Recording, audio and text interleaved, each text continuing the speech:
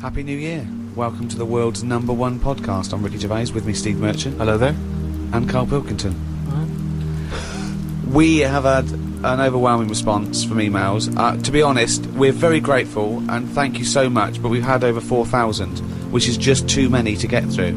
So we're going to have to apologise for not getting back to you. We are going to try and read them all, but we just can't reply. We do this ourselves. We're three little fellas. We haven't got an entourage and millions of people working for us. It's just us in a little room. But thank you so much. One in particular, remember a couple of weeks ago we asked if there's any house DJs out there, maybe they could do a dance mega mix with the words "I could eat a knob at night." Karl just said that in conversation, talking about someone in a reality game show, "I'm a celebrity, get me out of here," who ate a kangaroo penis, and he just came out with the phrase "I could eat a knob at night." Someone has risen to the challenge. We had about 70 different songs. We're going to play our favourite at the end of the show, and maybe put some of the others on the website rickygervais.com, so you can go there and hear great dance tracks. They're all called "I Could Eat a Knob at Night." Oh, no one's switching off now. Everyone's guaranteed they're going to stay right to the end there so they can hear I want a bit of knob at... Was it? I could eat a knob at night. I could eat a knob at night. It's funny, it was only a while ago you were talking about getting quoted, like Winston Churchill got quoted and Ben Franklin got quoted, and now you may go down in history. "I could eat a knob at night," Karl Pilkington. Karl, I could eat a knob at night, Pilkington. Talking of all things nobular, I got a text from Karl yesterday, Steve. A text from Karl, yeah. Yeah. I'll just read it to you. "Okay, see you to Moz for a face rub at 6:30 then. No bum tubes though." So I was intrigued, and I called Karl and said, "I think you've just sent me a text by mistake. What's the explanation of that? See you tomorrow for a face rub. No bum tubes though." Just because my mate, right, Russell, Why did he choose you? he said, you know, there's things that go on in life that you need to experience. Yeah. He said, just pop along, and I didn't say yes straight away. What's a face rub? You mean a facial? Like a facial? Just like a posh face wash. Like a facial, where you lay down... You just clean your face with a flannel and that. So you're going to have a facial scrub. You're going to go lie down with another man and have your face... Well, no, this is what I was saying to him. There's a couple of questions. I didn't just say yes straight away. I questioned it. I said, well, I'm not that happy with this. So I said, look, there's nothing weird going on here, is there? I said, it's not a house, is it? It's a proper clinic and that. He said, yeah, it's proper. You wear a dressing gown and that. I said, well, I'm not that. So he's already got you in the dressing gown? Yeah, well, I haven't agreed to that. Today I've worn a little round polar neck sort of jumper so I don't have to take it off. It's not going to get in the way of my face. I made sure I didn't wear a shirt with a collar. I'm not taking this off. They can put the dressing gown on top of this. Right. If you have to do it to look smart or whatever. I'm not taking my clothes off. I don't know if it's a woman who rubs my head. I don't know if it's a bloke or whatever. Well, the thing is, you get extra, don't you, for your face rub, because your face goes all the way back over the top of your head down to the back of your neck. But all I was, so you've got a big face, haven't you? All I was saying to him is, I'll have the face rub, but I don't know if once you're in there, right, they try and sell you the bum tube thing. What's a bum tube? Is that a euphemism? What are you talking about? The thing where they pop a tube in and put coffee in your belly and it cleans you out and that. An enema? Yeah, a colonic irrigation? Yeah. Well, why would you have that? I don't want it. I don't think why you not? need to. Just because I think I've said to you before about, you know, you don't need to be that clean inside. You know what I mean? I don't mind washing my face. But at what occasion do you need where you're that cleaned out? Do you know what I mean? And it's always a clear tube and that, and you see all the stuff whizzing past. I don't understand why it's clear. I don't know why you've got to see what's coming out of you. Like it's, you know, like the generation game, making notes of what's whizzing past. Forget it.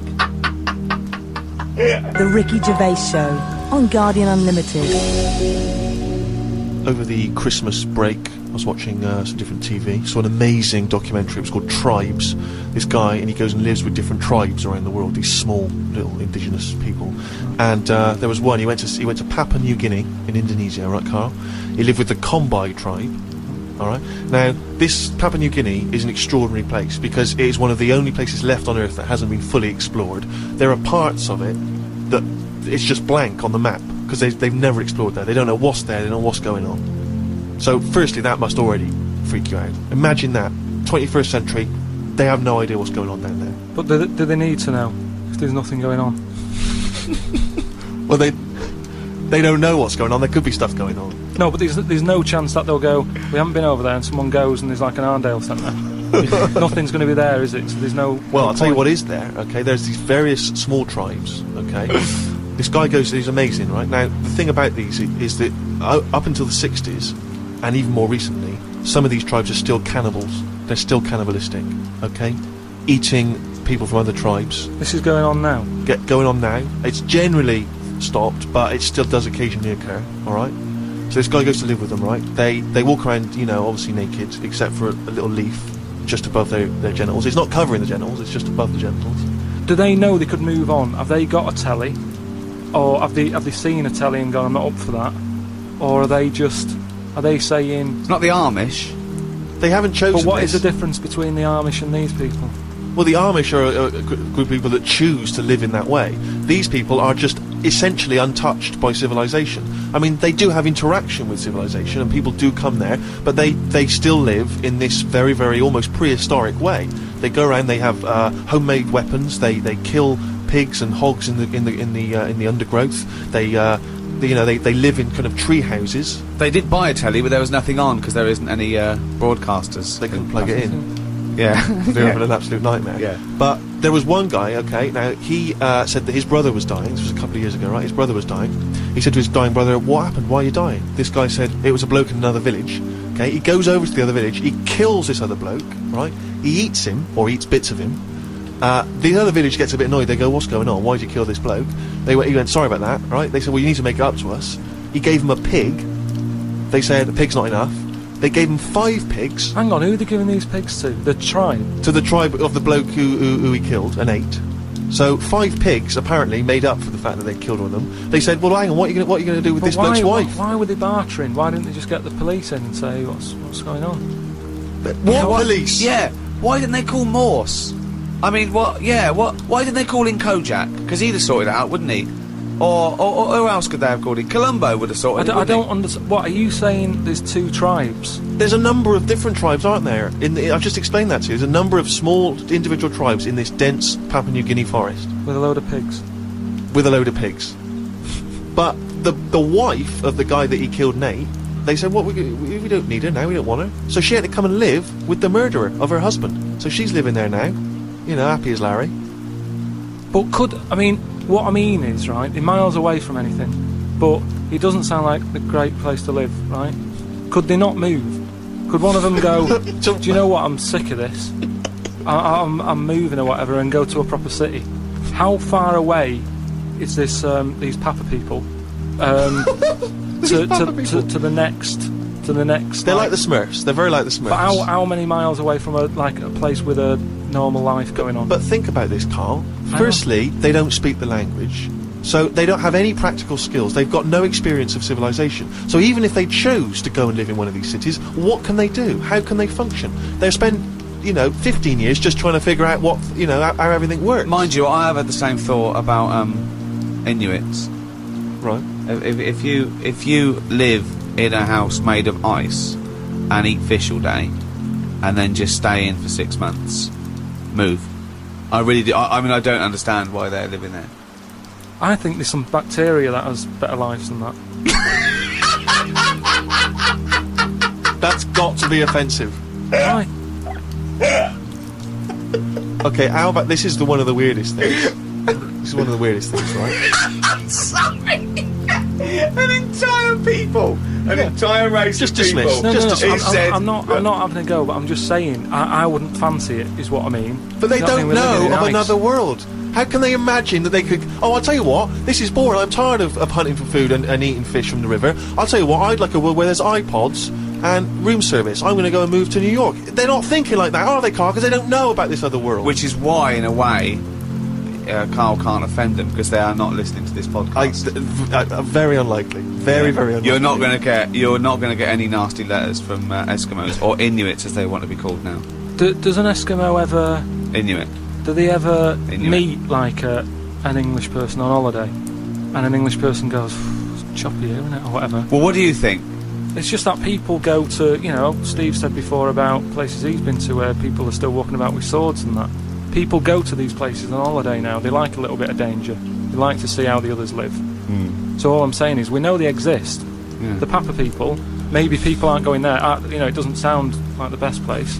I can't imagine it having a tourist board or anything, right? But would they accept me if I popped over there and, with Suzanne, sort out a little weekend break and that? Where are we talking? We're talking Papua New Guinea. In Papa. Well, okay, this is one of the things that they do, okay, which is a tradition you may have to do.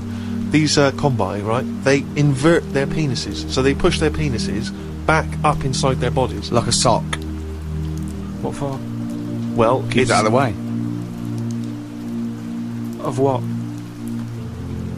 Well, if you're running through the undergrowth, chasing a hog, you don't want it flapping away, But it's also become a kind of ceremonial thing. So if you were over there, you may well have to try it yourself. You would have to try it yourself. If you went there, you'd have to try it yourself. But even cavemen had little pants on. Why haven't they? Whoa! Slow down. Rewind. What do you Again, you've been watching the Flintstones. No. It's just Is it a leopard skin pair of pants that's actually quite a... Go on. But it's a well-known fact that they wore like bear pants or whatever. Bear pants? What do you mean bear pants? just- No, listen, you are a qualified anthropologist, so what... I mean that, whenever you see them on footage or in a museum... Footage! Yeah. Or- Whenever or you see when- that Well, early it's been documentary shaking, footage. it's black and white as well, isn't it? Caveman footage. You always see them wearing a little bit of fur little pants and that. So what I'm saying is, even though what year is it to these people in the woods? I don't know what this conversation Don't is know. anymore. He's just clutching at straws. His mind, it's like a fly. His mind, isn't it? It's just buzzing round. It's trying to find a window, and that's your mind. It is just It's like hitting against pieces of information, but then just bouncing off, Yeah. dazed to perplexed. Forget it then. The Ricky Gervais Show on Guardian Unlimited. You can't believe your luck, Rick.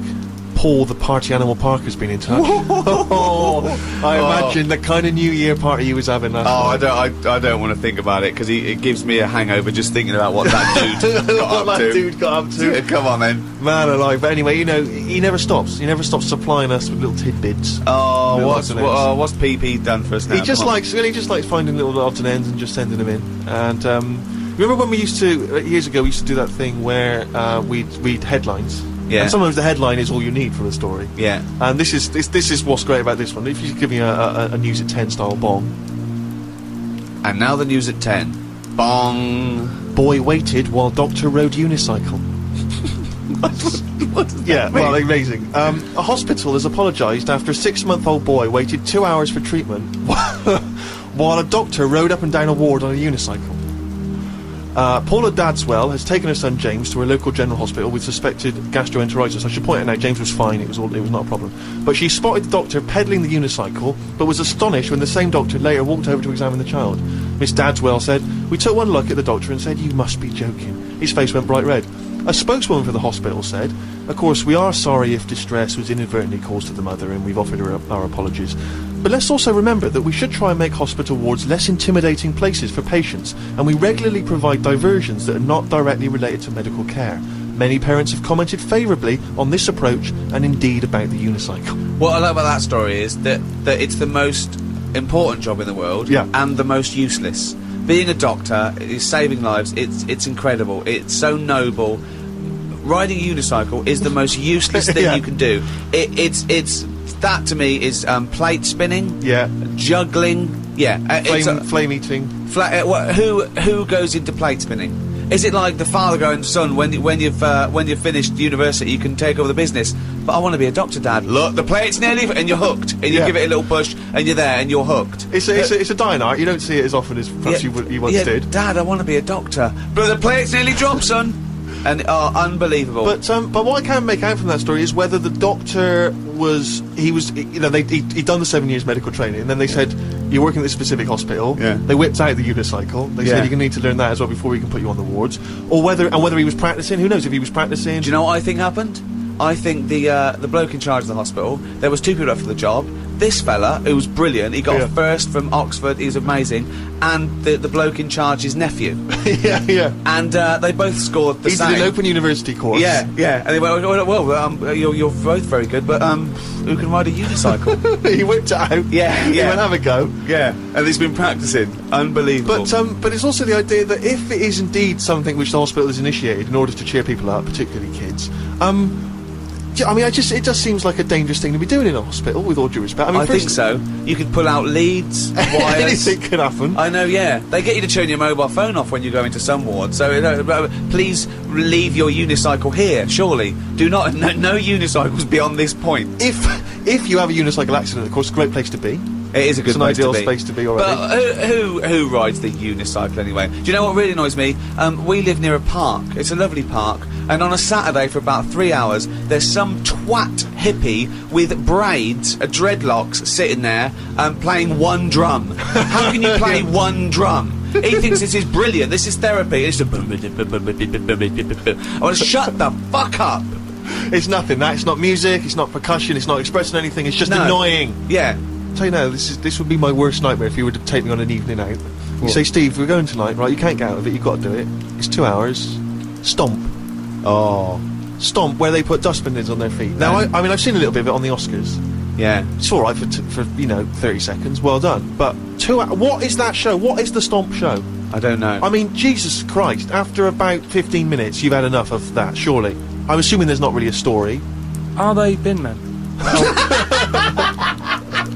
No, I just wondered how you get into that, how you start practicing and go, do you know what? That sounds quite good. Yeah, they are. They're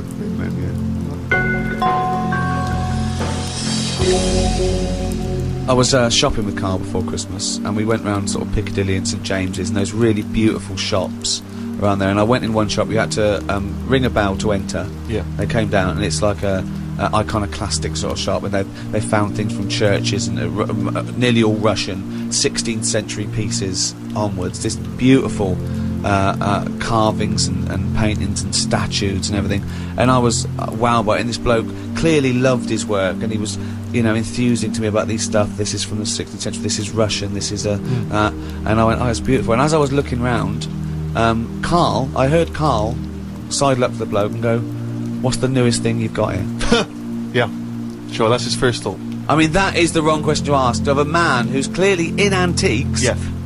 Proud of the fact he's got 16th century iconoclastic Russian stuff, to ask, what's the newest thing you've got here? I mean, what sort of question is that? Oh, I don't know, probably the doorbell. I don't know, what does he want to say? My shirt. What were you thinking? hoping for? I was just making chat with him because it's the sort of place that I don't think many people go in, right, Steve? When you go up to this shop, right, he's not sat in there. You have to ring a bell. He's getting on with his life upstairs. He lives upstairs, right? You ring the bell to say, "What, I'll come in your shop." He pops down, stands there watching you look around. So it's not a natural way to shop. Sure. Do you know what I mean? It's not nice having a bloke stood there watching you look at all this old stuff and that. So I was kind of making friendly chat. Yeah. And I think it's an alright question, because he was saying there's loads of old stuff in there, and he kept going on about the old stuff. What did he say? Well, what's the newest thing you've got? And what was? Do you know what he thing? said? The other question he asked him? He said, how often do you get new stuff in? And the bloke went, every day. And I said to him, why did you ask that? He said, well, I was thinking, if you got antiques and you sell it all, what's left? Like, someone's going to sell all the antiques in the world because they're not making. He said, because they're not making any new stuff. What does that mean? They're not making any new stuff. But I know for a fact no one's ever going to go in there and buy the lot anyway. I mean, I've never seen anything like it. I'm not at any point in my life, and I don't think it'll ever happen, will I go, I need some old Russian wood. Because It was brilliant. No, it was, Steve. no. It was beautiful. It's amazing stuff. There's stuff. There's these things from the 16th century of sort of like saints and monks, and they're carved But and they're. there's loads of it. It's just all piled up. No one's interested. If I was him, I'd go, do you know what? I'm into this, but no one else is. Close shop. Because seriously, it's just piled up piles on piles of like old bits of wood with pictures on it and that. But There was think one of a fella, man. Just think of a man 400 years ago that carved this. No, but nobody wants it, do they? I've never heard anyone say, oh look, it's my birthday coming up. Tell you what I'd love. What? Bit of old Russian wood. It doesn't happen. That's what I'm saying. I've never heard anyone saying it. Like, I've never overheard someone saying, "You don't know where the Russian shop is, do you?" I And this is in London where the rates are high. There was this thing, right, Steve? Again, making chat. Loads of bits of wood we like. Them old drawings on, like... It was like a panel from a church that someone had painted. Right, yeah. And I think it was like, from sort of like 1590 or something. Yeah. And it was this a picture of this saint, wasn't it? So 1590. It could be from any time, really. So there's this one there, right, leaning up against the wall. And most of them in there was that Stalin bloke, right? But there was this little... Right, can I just stop with there? Lenin. Right, Okay. alright then. Yeah. So he was on all these bits of wood and stuff. But I saw this other little face, right? Little fella with a beard, right? So I said, who's this bloke here? He said, the story there, right? He said, it's this little fella who went a bit mad or something. He got mugged back in Russia. This is right, isn't it? This is what he was saying. He said he got mugged. It's just that term. I love that term in a 16th century Russian wood. Oh no, I'm being mugged. So he got mugged. You got happy slapped. And he said, I've had enough of this, right? Yeah. And he went to live in the woods, right? Made like a little shed, stayed there. People went to visit him, and like if you got a problem, you knock on his door and you go, I'm sick of it. And he'll sort of say, yeah, I know what you mean. I've moved out of the city and what have you. And he'd make them feel better, and then they go again. Now, why has that man got a plaque? If he was around now, there's no way he'd have a bit of wood with his face on it, is what I'm saying. If someone had got fed up with living in London or New York or whatever, and they go, I'm going to go and live in the woods, people wouldn't visit him, and he wouldn't get a piece of wood with his face on, is what I'm saying. But this man is selling it for about, I think it was about 750 quid for this bloke's head. Well, because it's 400 years old and beautifully painted. But the chances are that this is either a well-known Russian folktale, or it may even be a piece of classic Russian He's a literature. saint. He was a saint. He was well, in which canonised. case, But everybody was a saint years ago. That seems to be like thrown about, doesn't it? Who's a saint now in this year? Who's a saint? Naming one now. Yet this fella lived in the woods in a hut. Oh yeah, that's Saint John or whatever. He's not a saint. He's done nothing. If anything, he's sort of said, I can't be bothered with living in a city with everyone else. Everyone else has got to put up with it, but I can't put up with it. I'm going to live in the woods. Well, if you can't put up with it, you're not good enough, are you? You've got no stamina. And yet he gets a plaque, is what I'm saying. It's annoying. Who would But you like to see get a plaque in the modern world? Who deserves a plaque, in your opinion? Probably like nurses and that who do a lot of bad things that I think I couldn't do that. Carrying lungs about and all that stuff. No, but I couldn't do you know what I mean? That's one job that... my mum wanted me to be a doctor. Whoa! What was she thinking? Oh, what's her expectations like apple now? didn't fall far from the tree. Oh, when did she start giving up that dream? At what age did she start going, Karl, you don't need to study your books anymore. Go and play with the worms in the garden. When did she sort of like let you off that dream? Is it the day that she caught you with a spoon up your nose?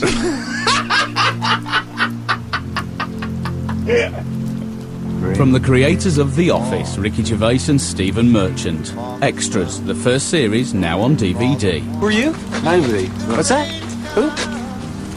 Nobody. That's right. Nobody. And who am I? So the Starsky Hutch, I can never remember. You are guaranteed an Oscar if you play a mentor. I've just written a sitcom, but I wonder if you could give it to anyone you know. Is there any nudity in it? Well, it could be. Men or women? I don't. Well, just women. Yeah. I will make it so. A painfully funny double disc. Extras on DVD now. That was a good advert, wasn't it? I'm just remembering some of the great jokes in that show. What was that for? I always forget what adverts are for. So it was for... That was for extras, available now on DVD.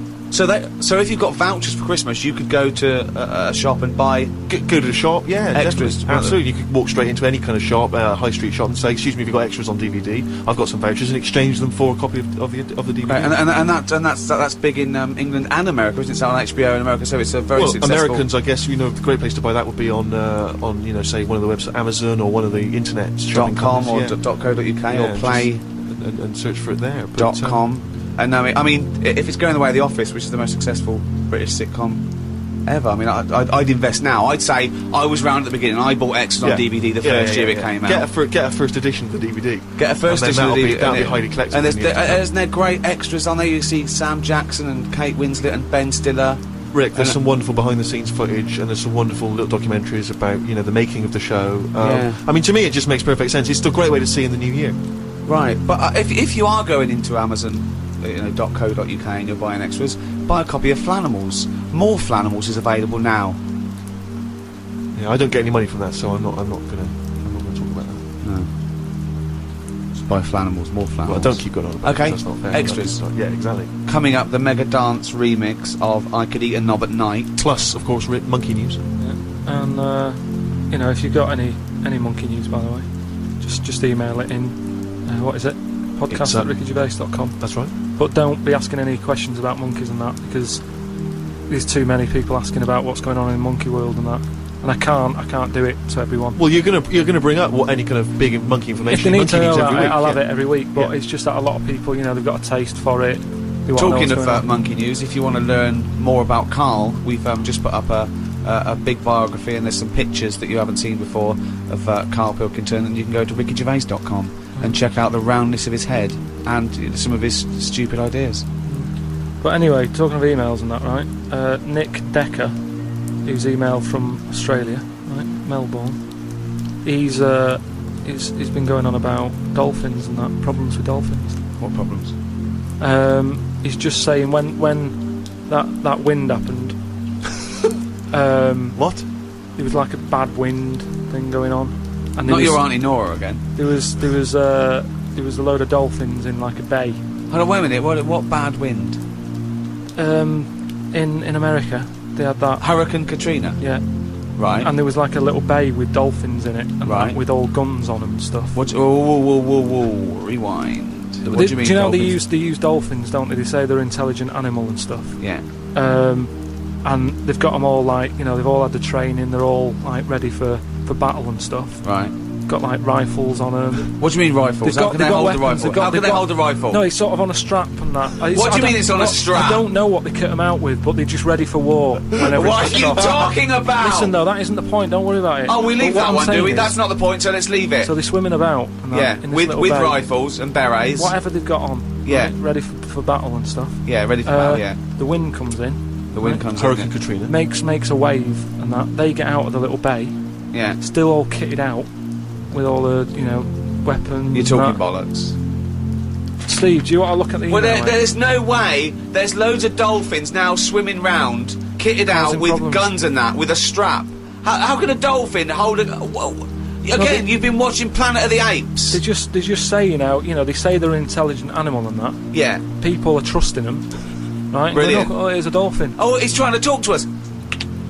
What's he saying? He's saying, "Go ahead, punk, make my day." Look, You're I'm just- talking shit. It's just news to say if there's dolphins, if you see a dolphin in that, don't go, oh, it's friendly, because there's some with weapons now. So I'm just reading it out on email. That'll cover it and that. So Bollocks. and more animal stuff, right? Your girlfriend, Jane, right? When I was round there the other night, she was talking about they're getting closer to doing the mammoth.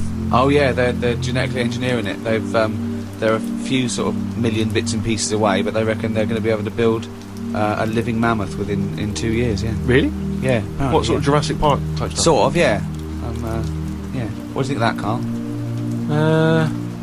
Do we need them? What do you mean? Well, is it worth messing about? Because I always think, well, whoever's like knocking one of these together, right? Yeah. They must be pretty bright. Right? Yeah. So whilst they're messing about with an airy elephant, could they be doing more useful stuff that the world needs? Well, it's sort of like, it's fascinating. Even if on the face of it, it looks pointless, which it rarely is. Scientific discovery. It's about conquering nature, isn't it? I mean, that's amazing, isn't it? That you could bring a mammoth back. What are the implications to bringing a mammoth back? Could they aid the workload? Could they feed the starving? There's What? So applications. you're saying Well, I'm not bring saying it back anything. to kill it to eat it?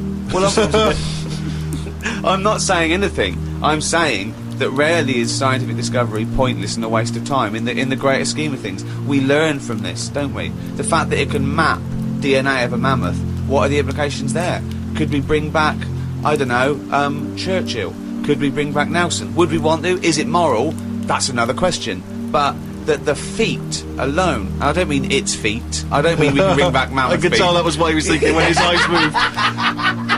Yeah, I mean the achievement alone is remarkable. Putting a man on the moon, pointless. But what a feat! But don't you think? Not impressed by putting a man on the moon? No, we've chatted about the man on the moon. You know, some people like it, some don't. I'm not going to argue about it. Do you know what I mean? If you were behind it and that, good on you. But I'm not that fussed. I don't think we've learnt that much from it. We went all that way, popped a flag up, came back. What have we learned about that journey since? We haven't really been back. We conquered space. We just conquered space. That's what we do. We see what we can do. Why climb a mountain? Because it's there. What's at the bottom of the ocean? Yeah, but I don't agree with people who climb mountains for the sake of it. It's all right if you've got to get over it, but don't go up and then go down again. No, just go for a good walk. Well, I don't mind as long as they don't strain the emergency services. If you're a posh bloke going up the mountain in a beard and you get stuck, you're an idiot. Yeah. And then it's, you know, people have to risk their lives going to rescue you because you wanted to laugh. I agree with that, actually. But don't you think the world's busy enough? It's like you can't hardly move. You know what I mean? And mammoths are taking up quite a bit of room if a load of them come back. We've already got elephants, which in my eyes are good enough. They do, you know, they carry stuff about and that. What's going to be better, a mammoth or an elephant? Because I can see that one of them's going to have to go at some point. If like we start running out of elephants, would they say, well, it doesn't matter, we've got mammoths and stuff. So what's the point? You don't need anyone else in the room for a conversation, do you? No, but what? He's arguing with himself. He's arguing with his own head. Amazing. Where would you put the mammoth if they get it going, right? Yeah. They pop it on give it the old electric shock and that, wake it up, and Frankenstein has been watching. And it's like, all his information about science is about the Flintstones, Planet of the Apes, and Frankenstein. In his head, they've got an elephant. They've put some carpet tiles over it, and they're trying to bring that back to life as a mammoth. forget it then.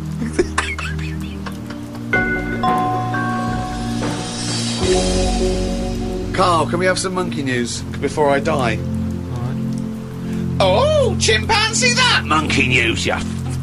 This week, what I thought I'd do, right, because we're getting loads of emails from people who haven't really heard much of the monkey news that I've done in the past, right? And a lot of people are sending through one of the first ones that I did that was a good monkey news. I think it's worth hearing again, just in case you forgot about it, because it's sort of classic monkey news. I don't know if you want a different jingle.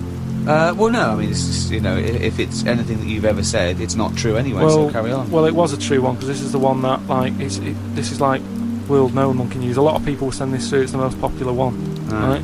It's about this monkey that was knocking about called Ollie, right? It's called Oliver. Yeah. And it was in this zoo, and it was the only monkey in there, right? So this is one they think was the missing link. It was half human, half ape. That programme on television, because it had bald out. It looked like you, which doesn't mean it's half anything. It might have been that one. What happened is it was in the zoo and stuff, and it was getting a bit lonely because, like, it was sharing its sort of time with, say, an elephant and a giraffe and No, that. it doesn't happen. And they didn't really No, get on that well. Wait, they do No, not let me put, just tell you. they do not put chimpanzees in with... No, but it's not true. I know Why they would he share his no, time no, with an no, elephant they're and a not. giraffe? Gervais, it was some kind of flat share. They put an advert in the student union. Yeah, saying, but we've got 2 rooms to let. African mammal wanted, Well, not anyway, specific. but A mammoth and what I'm saying is there was other elephants for elephants to knock about with and that. The monkey, it was the only one there. So what happened is the zookeeper Right. felt a bit sorry for him. Right. He was like, oh look, he's looking all fed up and that. Yeah. And like you say, I think he went a bit bald because he was bored and that. So he started to sort of get pally with him. So at lunchtime, when the zookeeper was sat on the wall having his like ham butties or whatever, he'd sort of go, you alright? And it used to come over closer and closer, right? Yeah. Anyway, within a month, he was sat on the wall having his lunch with him, right? And What wall? just a little wall in the zoo. So they let the monkey out. The monkey could come and go. He had his own door key. just near where the monkey is, it used to just pop over. these blinking latchkey monkeys. I know, yeah. He was sit 21. there- Yeah, go on. Sit there having his butty and that Yeah. with the monkey and Yeah. stuff. And anyway, The ham as butty, time went on, because the zookeeper back then, zoos weren't as popular as they are now, so it was only it was him on his own really. So he found like the monkey was the closest Rubbish. thing. Absolute rubbish. The to zoo another- cannot run with one This is a zookeeper. true thing. I mean, this It's is what not, I'm saying. A lot of people. But the height of Yeah. popularity for zoos surely was in the Victorian era. So Yeah, I don't know exactly. what's- You're But anyway, talking- go on. carry Yeah, on, but okay. you're sort of picking up on little things that aren't aren't important. It sure. doesn't matter. Yeah, that But aren't true. anyway, Go so on. he's sat there, and as time goes on, you know, Yeah. he's sort of sat with him most of the day. Monkeys Yeah. walking around with him, helping feed the other animals and that. No. But then what happened is the zookeeper at the end of the night when he's like locking up and stuff, Yeah. he'd feel bad because he'd be leaving the zoo, and like Ollie's sat there, and he's like, "I'll see you tomorrow," and the monkey's like, "Yeah, see you later," looking all fed up because he's got home to go to, and he's still stuck in where he's basically working every day. Right, so he's never going home, right? Now he's sleeping at work, the monkey. So anyway, the zookeeper goes home, says to his wife, "Look, Ollie's having a bit of a time at the moment." She said, "Oh yeah, what's going on?" He said, "Well, he's just looking a bit fed up, you know, he's sick of it." So she said, "Bring him home." She said, "Well, I did what I asked, but I didn't want to force it, you know." Like this conversation didn't happen. So anyway, I love that he's giving it in such detail. Yeah, I know, it didn't happen. So this is anyway. in your head. So she said, "Yeah, bring it home tonight." So anyway, he's looking forward to going into work, and that he sees Ollie. He doesn't tell him straight away. It's a Surprise for him later. Oh, God. So they go through the day, you know, usual stuff, feeding the elephants and all that. It gets to the point when it's like they have the lunch and that. It gets to the end of the day, Yeah. and sort of Ollie's there. He's looking at him like as if to say, "Well, there you go, another day, another busy day and that." Little does he know. See you tomorrow and stuff. Anyway, he's like, "Get your coat." He's like, "What?" Coat? What do you mean, get your coat? Well, whatever the equivalent is, right? Whatever you say to a monkey, it was kind of like, you know, "You coming with me," sort of thing. Right. So he's going, "Oh, brilliant." Anyway, No, he's not! so Why do you mean he's going brilliant? He takes Look, it home. so he gets his hat and coat. He gets his hat and coat and stuff. And he Can't go believe on, his luck, and right? yeah. He goes back to the zookeeper's house. Everything's going well for about a week and a half. Right. Has he He's got his at own home. He still goes like to work and stuff. to the zoo. Yeah. To the zoo. He and doesn't then- work there. And then he comes back to the zookeeper. But anyway, what ended up happening is, so anyway, he's back at the house, and it's going well for about a week and a half. Treating him really well. He's sat there, you know, he's having a brandy at night before he goes to bed. Zookeeper noticed that when he took it back to work, it was kind of getting flashbacks of not having a good time in the zoo, right? So he was like, this isn't helping him out. He's happy when he's at home with the brandy and the fags and that. When he comes back here, he's starting to look a bit fed up. So he said to his wife, "Look, you're at home all day, right? I'm going to work. I'll leave it with you, right?" So Ollie stays at home. Yeah. Anyway, as time goes on, Yep. a little bit of trouble. Whilst the fella's busy at work, grafting, paying the bills and that for Ollie at home, Ollie starts getting a little bit cheeky. Tries it on with the missus. Right. Whoa. Right. How does a monkey try it on with the Are you missus? So this talking shit? is classic monkey news. And How does it try it on with? So the he's a missus? bit drunk. He stinks of smoke. He tries it on with the missus. How does he try it on with her? I don't know all the detail. You don't know on that any bit. of the I don't know details. the detail on that bit. but You don't all I know any of the No, I don't know details. the details on that bit. You but I don't know any of the details. So what happened? So while the zookeeper's away, the monkey did play. What happened? Did the zookeeper's wife reciprocate these affections? Just a little bit of like, you know, little bit of fun, I suppose. She probably went along with that at first. You know, she's cooking at home, getting the tea ready. That's walking past, pinching her arse or whatever. And it's, do you know what I mean? It starts off just like it does, you know, with humans. Starts off as a bit of fun. Before you know it, you know, split up in the end anyway. The zookeeper and the what's it? And the monkey stayed with the woman. You know, it's all there. It's Honestly, all on email, mate. your imagination. Well, you look should it up. write stories. You Get should people- write. You Get know. people to look it up. Just put in monkey, chimp, Ollie, and it's all there. The Ricky Gervais Show on Guardian Unlimited. Happy New Year, particularly to those great guys at Positive Internet for hosting this podcast. Dynamite. The world's #1 podcast, thanks to the guys at Positive Internet. So, check out rickygervais.com to check out Karl's head. You know, go and buy extras and flannels. Check it out on flannels.com. Oh come on, let's just shame this. Extras still available. Fridge freezer for sale, £400 or nearest offer. Steve Merchant wishing you a happy new year. I'm sure Karl Pilkington wants to reciprocate that. Yeah. And do you know what I want to wish them? I want to wish them a fantastic New Year.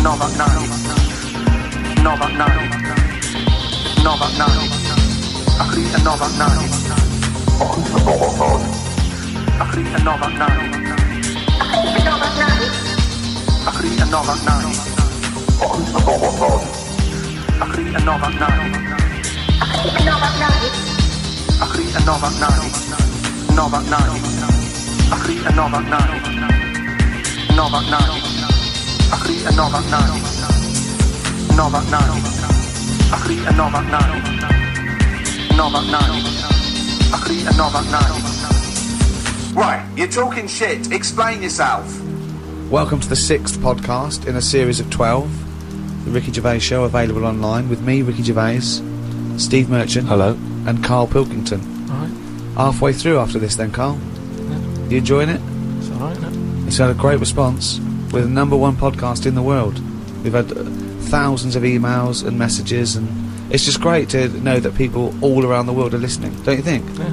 It's great, isn't it? I should just point out, Rick, that we've had a few emails, including one from Mark Pavlidis, that says that some of the people listening on the enhanced podcast, so, you know, these fancy people, super rich people who can afford that one, apparently sometimes if they try to pause the show halfway through, it sort of freezes, and they've got a problem restarting it. And he's saying that apparently you should just hold down menu and select, and that'll reboot it. So I don't know if you have had that problem. Hold on, who's pausing this show halfway through? I don't understand it. I can't believe it. This is like a book that you can't put down. What have they got that is better to do I with don't their know.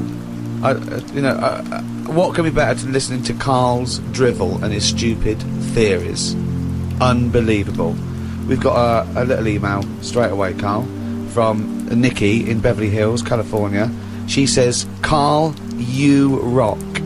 I hate it when Ricky and Steve ridicule you. I checked out your picture on rickygervais.com. Although your head is not normal, that's no reason to ridicule you. You look gimp, but I never judge a book by the cover. Cheers. Is that what you've got to say? Well, it's only because I've got no hair, though, isn't it? That's why it gives that effect. No, it's perfectly round your head. Perfectly spherical head. Your face is slightly too big for it. It almost goes over the sides. Perfectly round head. Pug little nose. Funny gimp eyes with no expression. Hangdog look. Like a little mouth, like a little lamprey, not formed, not human formed. The way your expression is like you've had a lobotomy. Your head, it goes weird at the back. It's got a little nod in it, like it's really strange, your face, and you're stupid. We've had a lot of emails saying that. I mean, I think he's just paraphrasing, but talking of emails, you know, a couple of I can't remember which show it was, but you mentioned, Karl, that you'd only recently seen a Chinese homeless person. Oh yeah. And it really surprised you because you'd never seen a Chinese homeless before, person. no. And I actually went along with that. I've still never seen a Chinese homeless person. Well, that's other than obviously people contributing mug news. The search for Chinese homeless people has been overwhelming on the email. People are just, I mean, people are actually going out looking for Chinese homeless people. Now I can just tell you now that there's a few responses from Los Angeles, people saying there are quite a lot of Chinese homeless people over there because apparently there's a huge homeless community in Los Angeles. So definitely if you want to see them, Karl, that's the place to go. But we've had one from Vancouver, Canada, from a girl called Amy, and Amy herself is Chinese, and she says that she realised herself that she'd never really seen a Chinese homeless person.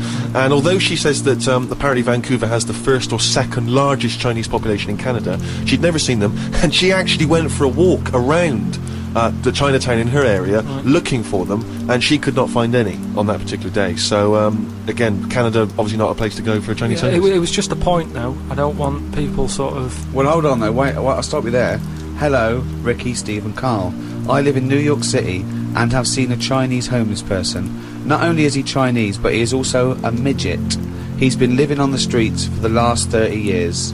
He used to dress in rags, but thanks to a coke drive, he's now wearing a fancy Adidas jacket, right? Now he encloses a picture. He says he gave him $10 to take the picture, and I've seen it, and he's a little Chinese midget fella. I'm just getting a bit worried that people are going out there sort of looking for these, because you know. Well, that's what you anything- requested. No. But all I was saying is, I saw one. I didn't start saying, "Excuse me, can you just give us a smile? I'm taking your picture." Do you know Well, we've what I had mean? loads of pictures of people. I know, and it worries me a little bit. And I mean, it's not too bad about the one who took one of the little midget one, because you know, if he kicked off, it'd be quite easy to sort of hold him back. But I'm talking about fully grown. So is that your warning to people? Don't be taking pictures of fully grown Chinese homeless. Well, yeah, I'm just saying, you know, don't be messing about going up to strangers and that and annoying them and stuff, right? Maybe. Well, I think that's a good rule of thumb. Don't annoy them. But I mean, but that is a hell of a sighting, isn't it? We asked for a Chinese homeless, and they gave us a Chinese midget homeless. Many of the listeners are aware, Karl, that you're sort of fascinated by smaller people. Well, he's fascinated by difference, I think. Yes. I don't think he's having a go at people. You're not Never having, having a go. when you sort of stare at someone because they don't look like you, and let's face it, most people don't look like you. You're not having a go, are you? Well, it's like you say, the first time I saw Steve, I was never having a go. It was just, oh, that's different. but you know, like you know, Steve, I was never having a go. It's just that thing of, oh, right, interesting. What do you mean? No, just you know, I've said before about when I saw Steve and what have you. Now I've got used to it, and Steve it's the got same. used to it. What do you? What I don't know. Well, you know my feeling with this. I don't really know where he's coming but from. Steve knows I'm not having a go either. Yeah. Carl used to carry around a book that was called the top 50 freaks of all time. Well, it's interesting you should mention that, because we actually had an email from Richie, who says that he's been a fan of ours for many years, and he's listened to lots of the radio shows we've done in the past and things. And he says, of all the people you've discussed, Karl, in the past, including some of the people from your you know, odd magazines, who would you most like to spend the day with, of all those people that you've encountered? Favourite of all. Well, certainly who you would want to spend time with, who you feel would be the most fascinating, the most interesting. You know, I mean, let's just recap on Well, there's some of Pillow the... Man, the bloke with no arms, no legs that can roll a cigarette with his mouth. Yeah. No, not impressed with him. That's not sufficient. What about the three-legged juggler? So hang on, let's just recap for new listeners. This was a man with 3 legs? 3 legs, right? And he said his job, he became a juggler. Okay. Not using the gift that he'd been given. What would you? What you suggest? Anything, running, swimmer, just Yeah. But yeah, What else what are was the there? others? What are the other ones? There was a picture of a gentleman, you were fascinated by him, he used to play the piano. Oh, he's got a tiny head, doesn't he? Yeah, that's that. That's the one who he sort of ages fast. Right. So like every other week he's having a birthday and stuff. And yeah, that was weird. He's not having a birthday every other week. His body's just aged, so it has the appearance. His biology is sort of like he's 70, but he's only like 15. They don't have a birthday every week. You idiot. But yeah, I don't know about knocking about with one at a long time though. That's Only for a day? yeah. I suppose it depends what I'm up to. Because if we're going out and about, the Pillow Man would just be a bit of a drag. Whereas if you're going for a walk across, the 3-legged guy, ideal. So yeah. The Ricky Gervais Show on Guardian Unlimited. Lots and lots of people emailing just with questions for Karl. People just want to get his opinion on stuff. So if you have questions for Karl, keep them coming in. podcast@rickygervais.com. We can't really reply to your emails, but we do read them, so we really appreciate them coming in. Just a couple of quick ones for you, Karl. Wendy says, if Karl had to eat the same dinner every day for the rest of his life, what would he eat? She mentioned this because she was having Christmas dinner, and it was a big, she loves Christmas dinner. It's the trouble with Christmas dinner. I mean, the roast dinner is the king of dinners, and the Christmas dinner is the king of roast dinners. Yes. But you can't have one every day. No, it's absurd. But it's brilliant. We have 3 meats in our house. It's unbelievable. The amount of meats is just amazing. It's just a plate of meat. It's just meat with one Brussels sprout, one token Brussels sprout, and the gravy. Oh. You see, it depends, doesn't it? I mainly eat just so I keep going. I'm not that bothered about, because I don't really taste it anyway. I just shove it down. You're like a horse? But at what point did it become important that things were sort of, seasoned or garnished to go with it and stuff? At the end of the day, we're all eating, aren't we? So you can move about and that, and you've got energy. Well, we need to know what we're tasting, don't we? Because we need to have certain things. We need sugar, we need salt. So we need to know what they taste like to know we're getting them. No, now we've got them. chefs, so leave that up to them to make sure we're getting I thought enough you were salt. talking about an evolutionary standpoint and how it evolved. Not there was a little Do you chef. think that's likely? No, but leave it for them to make sure, you know, we're getting safe food. I mean, to be honest, it annoys me the way people worry about food now and how there's so much to choose from. I think it's got out of hand. I'll watch... Any form of choice really worries you, doesn't it? No, you it's don't just, like choice. No, choice is good, but not too much. It's like with anything now, if you go into a toffee shop, there's like loads of different... Where are you going to find a toffee So shop? you're in a fairy tale. Yeah, you're in a Dickens tale in the 19th century. You're in Shrek. And you go into a toffee shop. What's your point? You go into a toffee shop. What I'm saying, you go into a shop full of toffees. You've just come from the candlestick maker. Right? You go in there and there's just too much choice. It's like what, and I can stand there up to like 4 minutes, sort of going Up to 4 minutes. So specific. 4 minutes. So he's in a toffee shop in a top hat. Well, he's only got 4 minutes. He's only got 4 minutes because he's got to get down to the pea green boat that he's sailing off in. no, Good but, morrow. well, forget the toffee. Could I have some of your finest Oxfordshire toffees? So you'd prefer it was just one selection of toffee? That's all they've got. Well, maybe two. What I'm saying is, right, there's now too much choice. Whenever you get a menu in a restaurant, it's not like you don't just go, oh right, what is there? Yeah, I'll have that. There's too much. It's like a book now, isn't it? And you look at it all. And then you've got to that point now that people are even taking a risk when they're eating. What do you mean? You know, in Japan or China or something, they're eating that fish that if it's not cooked right, it can kill you, right? Yeah. Not worth the risk when there's so many other fish. Yeah, I agree. Why Have mackerel, have a bit of cod or whatever. Yeah, as soon as there's a risk, take it off. Take it off I the menu. agree. I totally agree. Not worth it. We've got a fish that might or might not kill you. Well, is there anything that definitely won't kill you? Yeah, but a chicken won't kill you. I'll play safe then. I'll have that. I love that. I love the chicken. That's what I'm saying. The Ricky Gervais Show on Guardian Unlimited. But anyway, we were talking about sayings and that. Right? Stitching time saves 9. Don't. You know, I'm never going to use that. I don't think anyway. Okay. Suzanne. You're never going to understand it fully, are you? Suzanne repairs me stuff anyway. So it doesn't really matter. But what about the one? In greenhouses and that? People who live in glass houses shouldn't throw stones. Yeah. What is that? Does that confuse you? You've never understood that one? No, that's a lot clearer, isn't it? It's sort of saying, don't be chucking stuff about if you're surrounded by glass and what have you. Yeah, but don't forget, it's an analogy, it's a metaphor, it's not to be taken literally. It's not really just talking to people who live in glass houses. It's saying... Hang on, sorry, before you say that, Rick, I'm intrigued to know if he's fully got to grips with this. Just give us your explanation again of what you take that to mean. Well, just don't be chucking stuff about, really.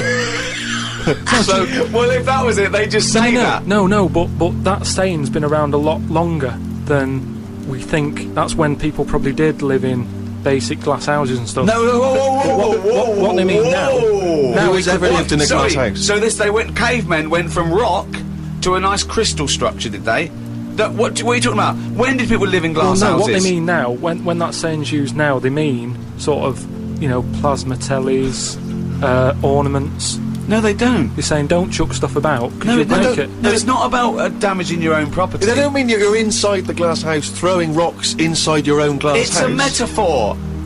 It means don't be having a go at people if you yourself have got more to lose. Do you know what I mean? It means it could be anything. Don't start a war where you could come off bad as well.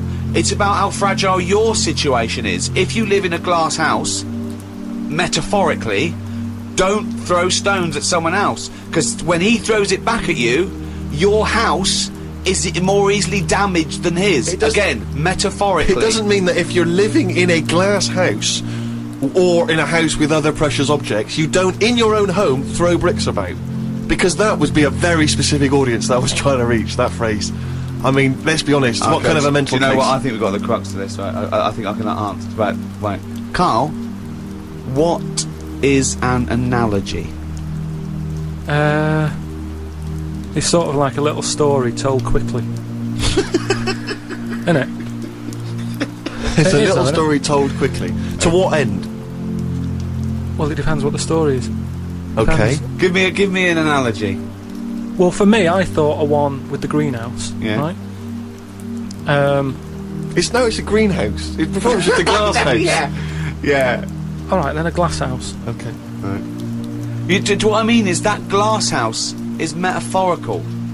It's about the fragility of your situation as compared to your aggression or your... You see, I just prefer sort of, you know, what you say is what you mean. So people who live in a glass house have to answer the door. I don't know what that means. I don't know what that means. I mean, Because- you may be a genius, because I don't get that. People who live in glass houses have to answer the door. Okay, let's hear his explanation. Because the people knocking at the door will be able to see you because it's a glass house. But what? But you literally mean it, don't you? There's no analogy there or metaphor for you. You literally mean if you live in a glass house and go someone onto the knocks the door. So there's no hidden meaning there, is there? Well, Couldn't normally... that also but you have to add a number of other things, other caveats. Surely, if you live in a glass house, don't walk around naked. Yeah. If you live in a These are literal. See, if you could actually make that into quite a nice saying there, because if that meant, if someone said that to me and they weren't a shaved chimp, right? If they said people who live in glass houses have to answer the door, I think that means, oh yeah, it means that there are no secrets. You can't hide behind anything. If you're very open, if you've chosen to be totally open all the time, you can't go back on it. So people, if you wear everything on your sleeve, if you shout around and you tell the truth, and you can't go back on it. They can see through you. You can mean that as well, yeah. Oh, okay. oh, that's handy. But just the idea that in your head there should be sayings for people who live in glass houses. Who is it that's living in a glass house? Well, I'm not talking about them. It's just that if everyone else is bringing up about these people who are living in glass houses, let's get to the real problems they've got. He still hasn't got to grips with the idea of the metaphor or the simile. People who live in glass houses should live near a glazier. Well, here's another saying, right, that I learnt recently from a mate, right? Well, there's an elephant in the room. Okay, I haven't heard that one, but explain it to me. It's like when something's going on in a room, right, but no one's mentioning it because everyone's a bit too sort of... But in a way, it's better that it's out. It's like how, you know, whenever we go out for something to eat or a drink or something, it's normally after about 5 minutes, the sort of topic gets onto the shape of my head. Yeah. Well, Right. I can't resist the shape of your head. Right, so you're happy It's talking not just about the shape, though, is it? It's the state of it as No, well. but what outside and in. But- I mean, it's a fascinating little objet d'art. His what- head. but what I'm it's sa- perfectly round. It's got no hair where it should have, and it's hollow. The features are slightly too small for the face. Yeah, No. unbelievable. No, but what I'm saying is, it's interesting how, like, I'm the elephant in the room, right? Nobody's talking about it. You mention it once, suddenly it's the talk of the town. It's what I mean. Everybody starts joining in, going, well, yeah, it's round, but it does suit you. And these are people who I don't even know sometimes, and they're all dipping in. And that is an elephant in a room. So you don't want people to discuss the shape of your head or the lack of hair. You would feel better. You would feel happier that they didn't mention that. Sometimes I think it's better that it's out there. It's made me a stronger person, though. It's the same way, you know, we were talking about religion and that. Samson and Delilah. Yeah. He got weaker without hair. Whereas with me, I think it's made me stronger. Because, you know, it's almost like it's treated like a disability. Everybody's sort of mentioning it and talking about it. What's it like having a bald head? And, you know what I mean? So it's made me stronger. But would you ever wear a wig? Not really. What I was a mean, long wig like Samson? well, the only time I wanted a wig was when I did jury duty once, wasn't it? And it was annoying that I was sat on the jury right in front of, like, these criminals, right? Everybody else has got disguises. The judges have them wigs on, right? That's not disguises! It is that's a disguise. That's why judges wear them, right? So No! Well, then why did they print their name in the paper and have a picture? What do you mean it's a well, disguise? it's a disguise, isn't it? No! If it was a disguise, they'd go in with one of those glasses with a nose and the beard attached if it was a disguise. All judges would look like Groucho Marx if it was a disguise. Well, I'm just saying that's what annoyed me when I was sat there on the front row, right? I couldn't have been any closer to the criminals, right? I was sat there and I thought, why didn't I just pop a little wig on or a pair of glasses? I would have loved to have seen you in the front row at Crown Court. No, because I'd love to see it because in this country you're not allowed to show pictures of jurors. You can't take photos in a courtroom, so there's always these sketch artists that draw drawings, and it's on the news. The idea that we'd have seen 11 people and a sort of Krusty the Clown figure would have been amazing. Yeah, I would love to see the artist do an interview, because it would be like complicated people. Oh, hey, looks interesting characterful, and then just a little round head. Charlie Brown. Charlie Brown sitting on the end.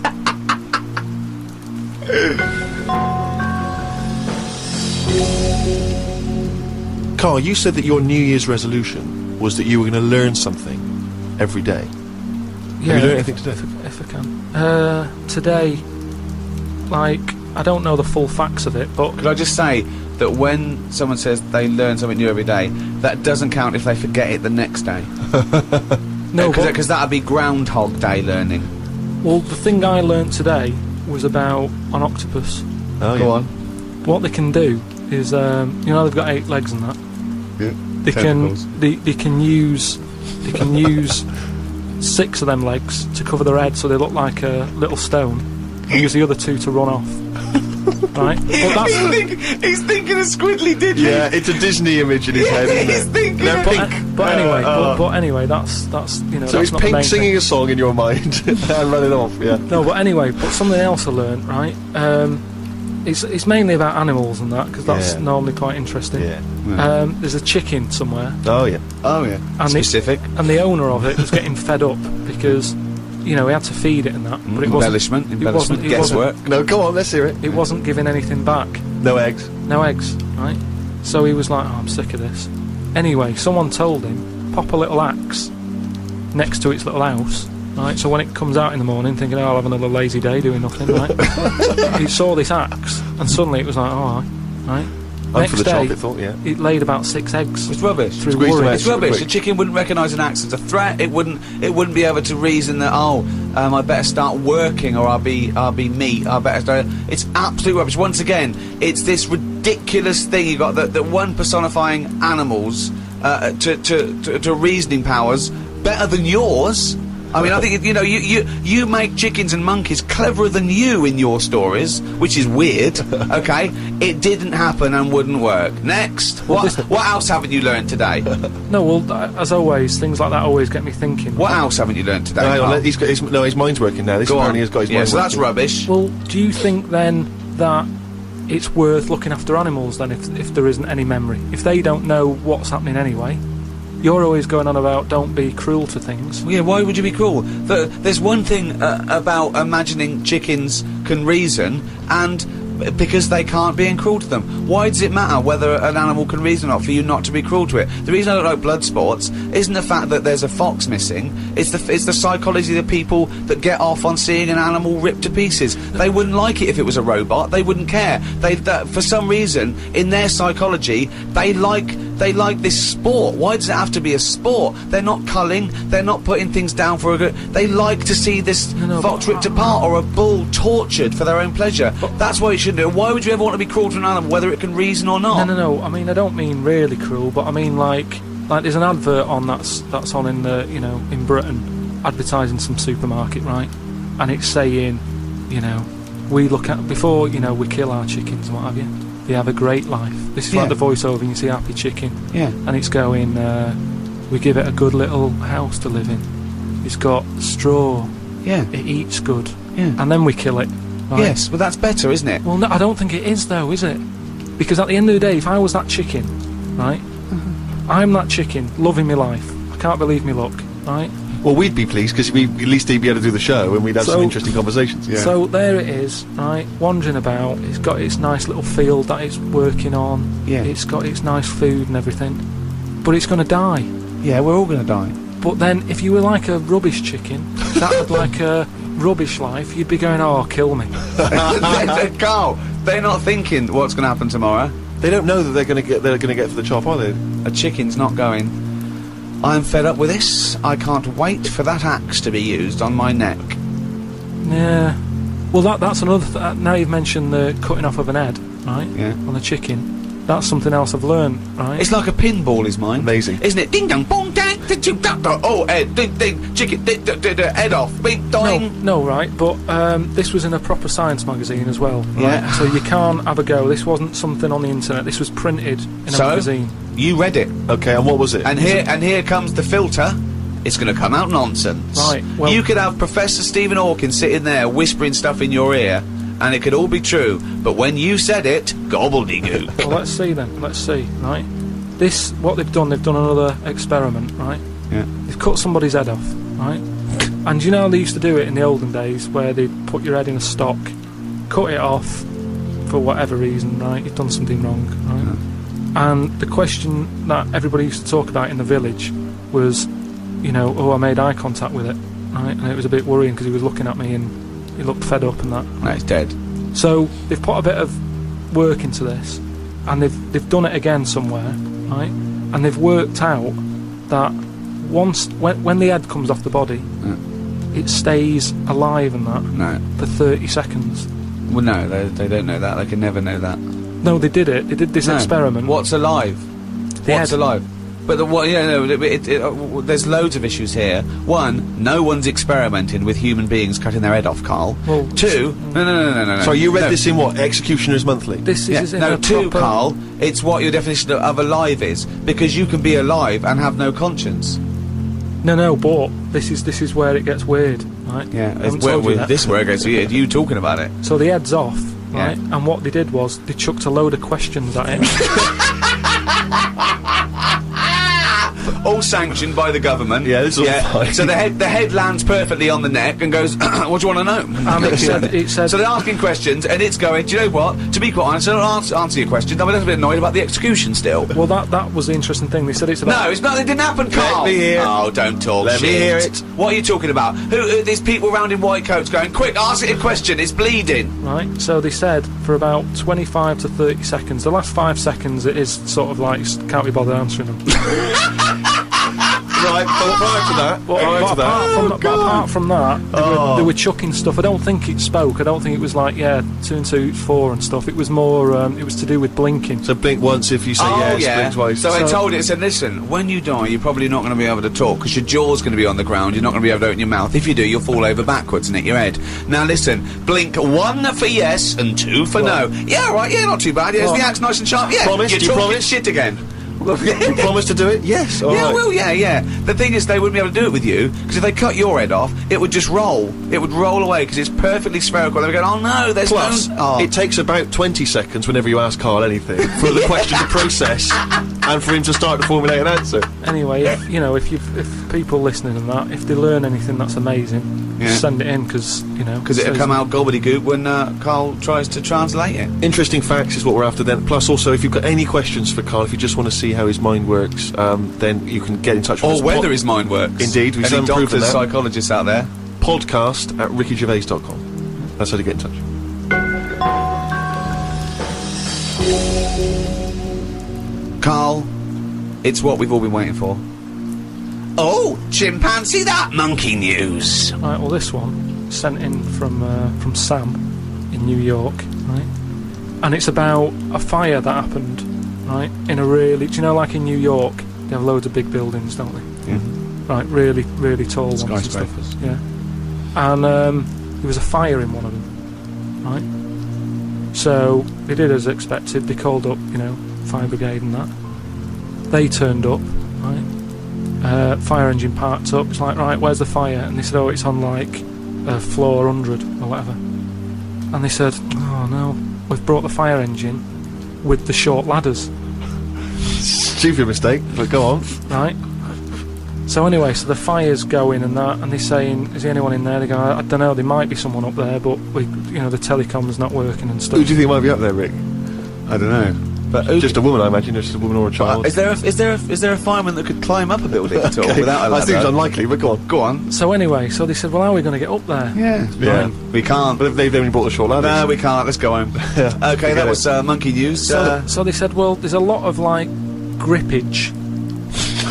Because they made up words. The firemen, the NYPD firemen. There's a lot of grippage on the side of the building and stuff. So anyway, they said, why don't we just go and get a monkey, right? So they got a monkey. Whoa, that's a bit of a jump. Is They that just- policy now in the New York Fire Department? Well, you've got to think quick, haven't you? At the end of the day, if people are up there, you don't start querying if it'll work or not. You try everything that you can to help someone out, right? That's the first thing I thought of, was it a monkey? So it was quicker for them to go and get a monkey than to go back and get the long ladders. Why don't they get Okay, fair enough. Why don't they get Spider-Man? Yeah, call Spider-Man. Yeah, call Spider-Man. So anyway, so they got a monkey down there, and they said, right, Where'd they get it from? We don't know, from the local zoo or something. Oh, yeah. So they said, look, let's, we've got to remember there could be someone up there, Right. and it'll shock them a bit if a monkey comes in, right? Yeah. So they said, Yeah, I don't think they'd care. Get it If their building's on fire, they're not going to go, oh, it's weird, there's a monkey at the window. They'd be screaming, save me! Oh, there's a monkey. Where are you from them? So they said, right, we'll just get it a little small uniform and that, the smallest you got. But, whoa, hold on though. Actually, where are you going to get that? I'm going back to the station. We'll get the long ladders while you're there. No time. No time. No, I bought the small uniform. I just didn't bring the long Yeah. ladders. You're an idiot. So anyway, it goes up there. It's got all the kit on and what. It's got its little harder on and all that. It grabs. There was like a little person up there. Manages to grab that. Not give it a midget. Who was up there then? It was just Someone that was just the right size for a monkey to be able to rescue, which is handy. Because if it'd been anyone else, like a larger person or a family, we'd all be screwed. No, I don't know about the size of it, but it's just the story saying how like it was quite a big monkey, and that it was good at breaking down doors. Oh yeah. It was good at climbing into small spaces and stuff yeah. like that. Anyway, But managed it's big enough to carry a fully grown man, but small enough to climb through a cat flap. yeah, Sure. So Which is handy. So anyway, it managed to Did it get have the the boots person on as well? It got the person and everything, and now it says it's sort of it's on call if they ever need it again. So- Sure, and if they ever get anywhere again and they've forgotten the long ladders, but there's plenty of grippage, they just call for Coco. So that's this week's monkey news. Bollocks. The Ricky Gervais Show on Guardian Unlimited. Well, I hope you enjoyed our podcast there. Another half hour of absolute drivel. I've been Ricky Gervais, with me Steve Merchant See you next time. and Karl Pilkington. And we'd all like to thank those brilliant guys at Positive Internet for hosting this podcast brilliantly. Positive Internet hosting the world's #1 podcast.